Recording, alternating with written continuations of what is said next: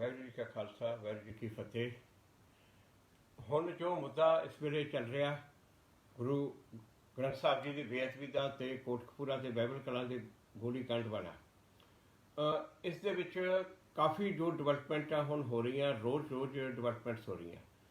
जो मैं परसों एक वीडियो पाई सी ते ये सारिਆਂ ਨੂੰ ਇਹ ਬੇਨਤੀ ਕੀਤੀ ਸੀ कि सुप्रीम कोर्ट के जाण की काहली ना की जाए तो विचार किया जाए कि होर साडे कोल की ऑप्शन ने। एक जिहड़ी ऑप्शन ये सी कि नवी SIT बना के 2 या 3 महीने के विच ये कार्रवाई खत्म करके इन्वेस्टिगेशन खत्म करके तो केस अगे चलाया जाए, क्योंकि सुप्रीम कोर्ट जाके भी 6-7 महीने लग जाने हैं। तो ये जो हुण अज अखबारों के पढ़ रहे हैं कि कल जी चीफ मिनिस्टर नाल कांग्रेसी लीडर की मीटिंग हुई है, उन्होंने इस चीज़ बारे भी कंसिडर किया। पर ये बड़े मैनू बल्कि ये अफसोस की गल है कि जो मेरा दूजा सुझाव सी कि chief vigilance commissioner justice Gill नूं इहदा चार्ज संभो तो उन्हां दी सलाह दे उत्ते चलो, उहदे ते सरकार ने अजे तक कोई कदम नहीं लिया। तो मैनू उम्मीद है कि ये खुद ही कांग्रेस के लीडर ये गल समझणगे कि उन्हां दी अपनी लीगल टीम दे उत्ते उन्होंने खुद नूं ही भरोसा नहीं, तो यह जस्टिस महताब सिंह वर्गे बंदे जिन्हां दा कि बड़ा ज़्यादा रेपूटेशन है तो बहुत एक सुलझे हुए जो व्यक्ति ने उन्हां दी सलाह लैणगे। अज जिहड़ी मैं तुहाडे नाल गल करन लई मैं हुण लाइव होया, ये देखो अजे तक हाई कोर्ट की जजमेंट तो आई नहीं, पर जो हाई कोर्ट जो पता चल रहा मीडिया के विच ते बाकी पता चल रहा कि हाई कोर्ट ने ज़्यादातर ये कहा कि जो रिपोर्ट है SIT की रिपोर्ट नहीं है, कल्ले कंवर विजय प्रताप की रिपोर्ट है, तो बाकी SIT के मैंबरां ने ये दस्तखत नहीं किए। हुण गल असली यह है कि बाकी SIT के मैंबरां ने ये दस्तखत क्यों नहीं किए, क्यों नहीं किए? जदों उन्होंने इत्थे पार्टी भी बनाया गया, हाई कोर्ट दे विच पार्टी बनाया, हाई कोर्ट च उन्होंने आके अपना एफिडेविट फाइल नहीं किया। क्यों नहीं किया? कि यह सरकार की जिम्मेवारी नहीं बनती? कि यह सरकार का फर्ज नहीं बनता कि उन्होंने अफसरों तो एफिडेविट कोर्ट में फाइल करवावे? सिर्फ उन्होंने इस गलती करके और जानबूझ के मुलजमां नूं फायदा देने करके उन्होंने एफिडेविट फाइल नहीं होए ताकि ये जो कंवर विजय प्रताप की रिपोर्ट उसनूं हाई कोर्ट सैटिस्फाइड करके उन्होंने कैंसल करे। ये हो की रहा है इत्थे? ये कांग्रेसी लीडर जेडे हुण अज कह रहे हैं कि रिपोर्ट जनतक करो। मैनूं बड़ी हैरानी की गल है, कल कंवर विजय प्रताप ने भी कहता कि रिपोर्ट तो पहले ही जनतक आ, मीडिया के कोले सारे कोले रिपोर्ट आ, तो कांग्रेसी लीडर को यही नहीं पता कि रिपोर्ट ऑलरेडी पब्लिक है और सारे के कोले रिपोर्ट है। उसकी बजाय कांग्रेसी लीडरां नूं यह अपनी सरकार नूं यह कहना चाहिए भी ये SIT के मैंबरां ने उत्ते दस्तखत क्यों नहीं किए? SIT के मैंबरां ने जाके हाई कोर्ट से जवाब क्यों नहीं दिता? ये SIT के मैंबरां से पूछा जाए। 2018 सितंबर के विच SIT पहुंच हुई, कहते सी 3 महीने इन्वेस्टिगेशन खत्म होगी। जे कहते आ कि कंवर विजय प्रताप ने इन्वेस्टिगेशन ठीक नहीं की, जे वो कहते आ तो उन्होंने की किया? जेडे बाकी SIT के मैंबर सी किस वास्ते सी, की कर रहे सी?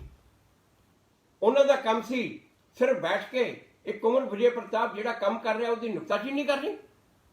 उन्होंने काम सी उत्थे मुलजमां दा पक्ष पोरना। उन्होंने काम सी ये जो एक अफसर काम कर रहा उहदे विच अड़चना पाउणा। सिर्फ एक काम सी उन्होंने। ये 2.5 साल उन्होंने की किया? सरकार नूं ये गल पुछनी चाहिए है।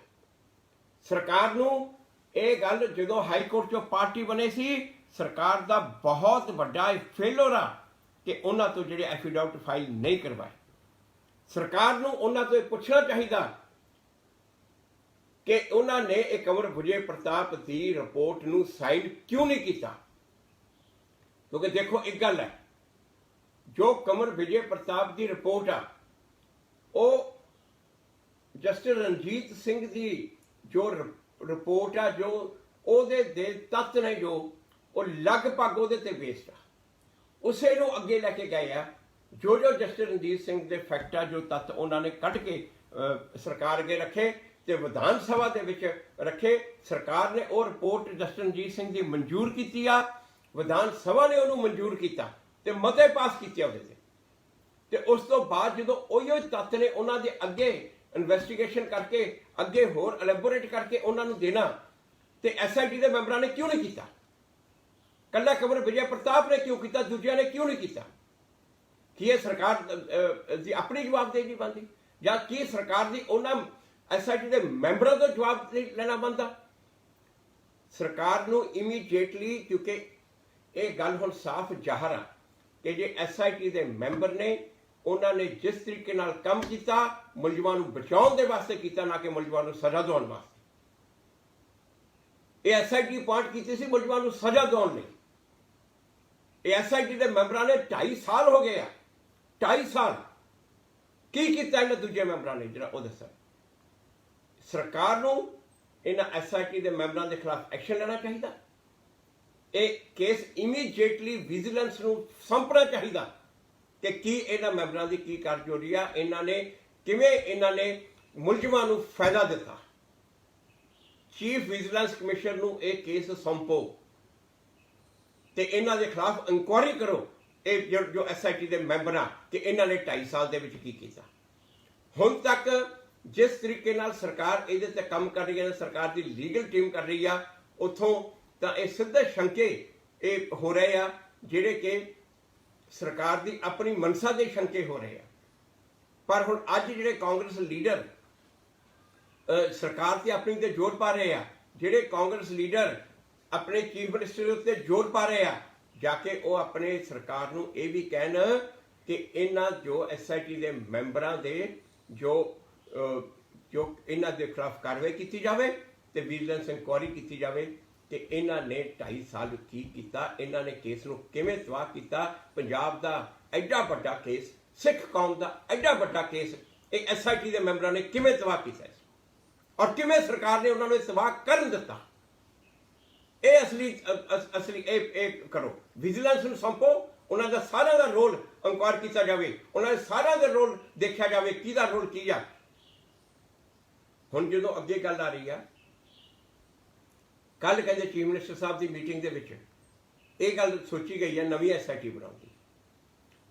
ਜੇ ਨਵੀਂ SIT ਹੁਣ ਬਣਾ ਕੇ, ਜਦੋਂ ਦੇਖੋ ਇਹ ਇੱਕ ਆਪਸ਼ਨ ਹੈਗੀ ਆ, ਜੇਕਰ ਇਹ ਵੀ ਹੋ ਸਕਦੀ ਆ, ਪਰ ਕੀ ਇਹੀ ਜੋ ਨਵੀਂ SIT ਸਰਕਾਰ ਨੇ ਫਿਰ ਬਣਾਉਣੀ ਆ, ਇਹੋ ਜਿਹੇ ਮੈਂਬਰ ਫਿਰ ਬਣਾਉਣੇ ਆ, ਤੇ ਫਿਰ ਫਾਇਦਾ ਕੀ?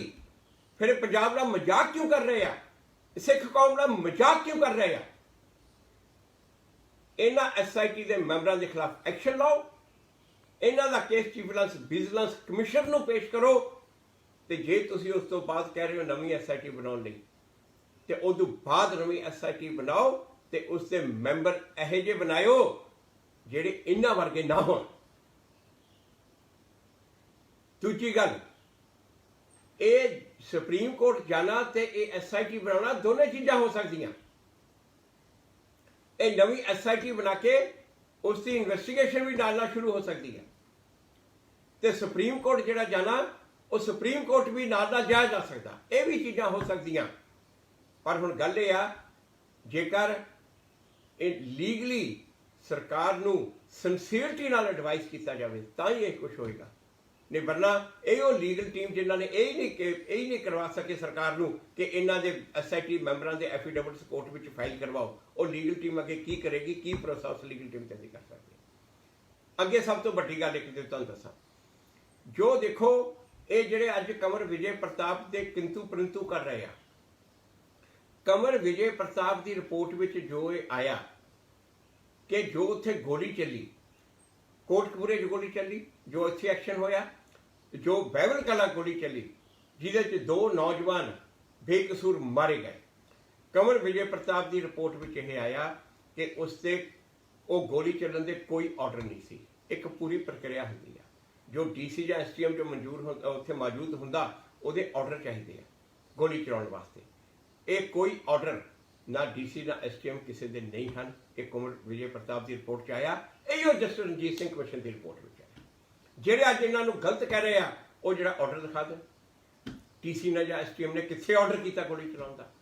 ਪਹਿਲੀ ਗੱਲ, ਕੁੰਵਰ ਵਿਜੇ ਪ੍ਰਤਾਪ ਦੀ ਰਿਪੋਰਟ ਵਿੱਚ ਇਹ ਆਇਆ ਕਿ ਕਿਹੜੇ ਪੁਲਿਸ ਅਫਸਰ ਨੇ ਗੋਲੀ ਚਲਾਈ, ਉਸ ਦਾ ਕੋਈ ਰਿਕਾਰਡ ਨਹੀਂ। ਦੇਖੋ, ਜਦੋਂ ਪੁਲਿਸ ਵਾਲੇ ਗੋਲੀ ਚਲਾਉਣ ਉਹਨਾਂ ਨੂੰ ਜਾ ਕੇ ਰਿਪੋਰਟ ਕਰਨਾ ਹੁੰਦਾ, ਜਾ ਕੇ ਉਹਨਾਂ ਨੂੰ ਮਾਲਖਾਨੇ 'ਚ ਰਿਪੋਰਟ ਕਰਨਾ ਹੁੰਦਾ, ਸਾਨੂੰ ਇੰਨੇ ਕਾਰਤੂਸ ਮਿਲੇ ਸੀ, ਇੰਨੇ ਅਸੀਂ ਚਲਾਤੇ, ਇੰਨੇ ਸਾਡੇ ਕੋਲ ਵਾਪਸ ਆ। ਕੋਈ ਰਿਕਾਰਡ ਨਹੀਂ, ਕਿਤੇ ਨਹੀਂ ਰਿਪੋਰਟ ਕੀਤਾ, ਕਿਸੇ ਨੇ ਨਹੀਂ ਜਾ ਕੇ ਦੱਸਿਆ। ਇਹ ਵੀ ਪੂਰਾ ਗੈਰ ਕਾਨੂੰਨੀ ਹੈ। ਜਸਟਿਸ ਰਣਜੀਤ ਸਿੰਘ ਨੇ ਵੀ ਇਹੀ ਕਿਹਾ, ਜਿਹੜੇ ਕਿੰਤੂ ਪਰੰਤੂ ਕਰ ਰਹੇ ਦੱਸਣ ਕਿ ਕੱਢ ਕੇ ਦਿਖਾਉਣ ਰਿਪੋਰਟ, ਕਿੱਥੇ ਕਿਹੜੇ ਪੁਲਿਸ ਅਫਸਰ ਨੇ ਰਿਪੋਰਟ ਕੀਤਾ ਕਿ ਮੈਂ ਗੋਲੀ ਚਲਾਈ ਆ। ਜਦੋਂ ਇੱਕ ਗੋਲੀ ਜੇਕਰ ਬਿਨਾਂ ਇਹ ਪ੍ਰਕਿਰਿਆ ਫਾਲੋ ਕੀਤੇ ਚਲਾਈ ਜਾਵੇ ਤਾਂ ਉਹ ਗੋਲੀ ਇੱਕ ਗੁੰਡੇ ਨੇ ਚਲਾਈ ਜਾਂ ਪੁਲਿਸ ਵਾਲੇ ਨੇ ਚਲਾਈ, ਉਹ ਇੱਕ ਬਰਾਬਰ।